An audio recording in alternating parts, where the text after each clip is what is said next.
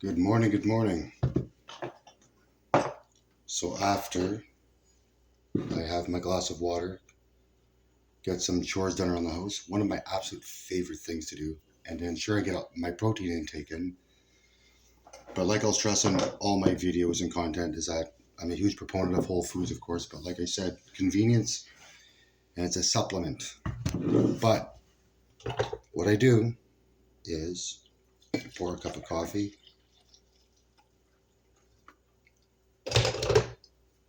then you can add some flavors to it if you'd like. You got cinnamon, cacao powder, and you also have pumpkin spice. That's another good alternative. I mean, cinnamon, honestly, it's great for your blood sugar control. It's good for digestion. It's good for many different things. And the specific cinnamon you should be buying with the most health benefits, because I obviously research a lot of things and I do a lot of studying, is Ceylon cinnamon. Best quality out there for you. Of course, in moderation, like everything else, but I use quite a bit of it. So yeah, cinnamon or pumpkin spice, your favorite isolate. I'm using PVL vanilla milkshake. Like I said, for me as a bodybuilder, whether I'm on season or off season, I'm mindful about this. I count this. But you put all that in your coffee. Get yourself a whisk. I got this on Amazon. It's called Simple Taste. Very powerful.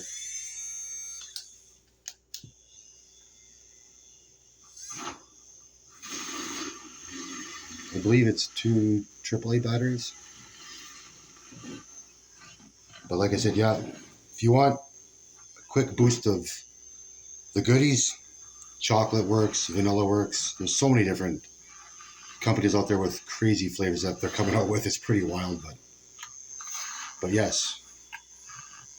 Like I said, I am mindful about what I put in here. I usually half a scoop, so I'm getting around 15 grams of protein, but just one way of getting your protein in.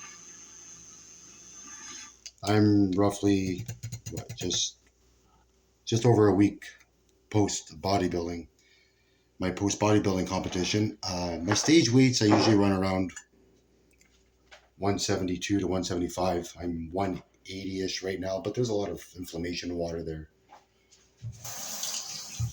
So, point being is, for your protein intake, there's so many different